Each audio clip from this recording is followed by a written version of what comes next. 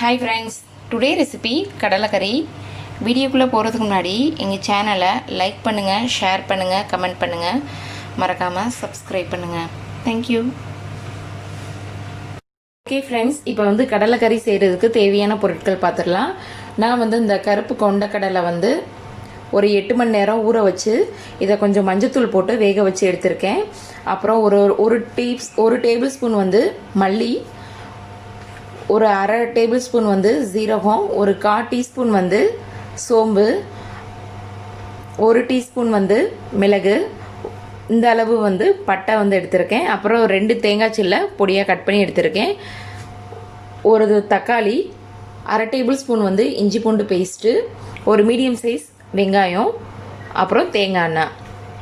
இப்போ ஃபஸ்ட்டு வந்து ஆல்ரெடி வந்து கொண்டக்கடலையை வேக வச்சு எடுத்தாச்சு. இப்போ வந்து நம்ம வந்து மசாலாவை ஃபஸ்ட்டு ஃப்ரை பண்ணிக்கிறோம். அதுக்கப்புறம் நம்ம வந்து எப்படி செய்யலான்றதை பார்க்கலாம். இப்போ பேன் சூடாகிடுச்சு. இப்போ வந்து எண்ணெய் சேர்த்துக்கலாம். தேங்காய் எண்ணெய் சேர்த்துக்கோங்க. சும்மா ஒரு டேபிள் ஸ்பூன் எண்ணெய் சேர்த்துக்கோங்க. இப்போ நம்ம வச்சுருக்க ஸ்பைசஸ் எல்லாத்தையுமே இதோட சேர்த்துடலாம். லைட்டாக கொஞ்சம் ஃப்ரை ஆகட்டும். இப்போ லைட்டாக ஃப்ரை ஆகிடுச்சு. இப்போ நம்ம வச்சுருக்க வெங்காயத்தை இதோட சேர்த்துடலாம். வெங்காயம், தக்காளி, தேங்காய் இது எல்லாத்தையுமே ஒன்றா சேர்த்துடலாம்.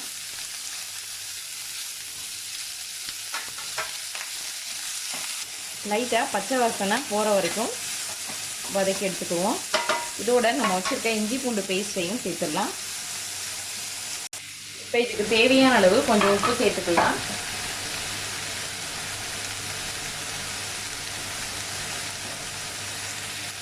இப்போ பச்சை வாசனை போகிற வரைக்கும் வதக்கியாச்சு. இப்போ இதை வந்து நம்ம வந்து ஒரு மிக்ஸி ஜாரில் மாற்றி நைஸாக ஒரு பேஸ்ட் போல் அரைச்சி எடுத்துக்கலாம்.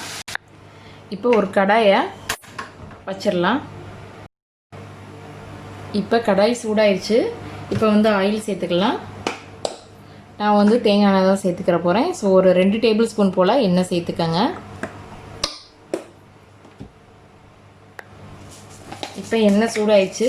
இப்போ வந்து கடுகு உளுந்தம் பருப்பு கொஞ்சம் சேர்த்துக்கங்க. சும்மா ஒரு லைட்டாக சேர்த்துக்கங்க. அடுத்து வெங்காயம், ஒரு சின்ன வெங்காயம் கட் பண்ணி வச்சுருக்கேன். ஒரு மீடியம் சைஸில் ஒரு பாதி வெங்காயத்தை கட் பண்ணி எடுத்துக்கோங்க.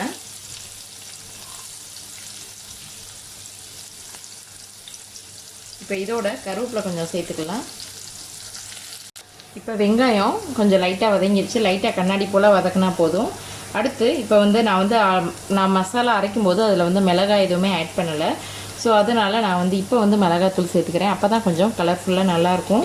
நான் ஒரு 3/4 டேபிள் ஸ்பூன் போல் மிளகாய்த்தூள் சேர்த்துக்கிட்டேன். அப்புறம் ஒரு பிஞ்ச் அளவு கரம் மசாலா சேர்த்துக்கங்க. நம்ம இதில் சேர்க்கும்போது வாசனையாக இருக்கும். ஸோ அதனால் ஒரு பிஞ்ச் அளவு கரம் மசாலா சேர்த்துருக்கேன். ஸோ இப்போ இதையுமே நல்லா மிக்ஸ் பண்ணி விட்டுக்கிடுவோம். இப்போ நல்லா மிக்ஸ் பண்ணி விட்டாச்சு. இப்போ நம்ம அரைச்சி வச்சுருக்க மசாலாவை இதோட சேர்த்துடலாம்.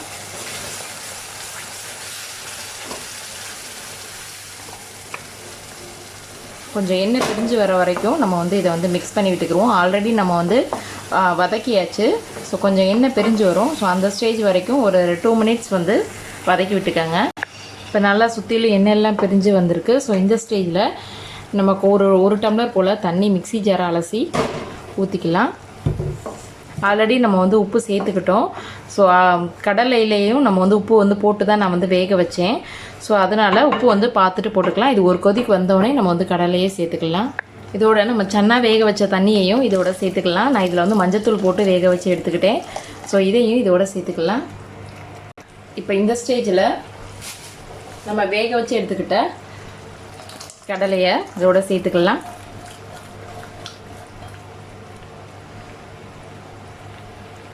இப்போ இதை ஒரு 5 நிமிஷம் போல் லோ ஃப்ளேமில் வச்சிடலாம்.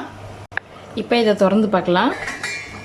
நல்லா எண்ணெயெல்லாம் பிரிஞ்சு மேலே வேற ஆரம்பிச்சிச்சு. இப்போ வந்து நம்ம வச்சுருக்க கொத்தமல்லி இலையை இதுக்கு மேலே தூவி விட்டுடலாம்.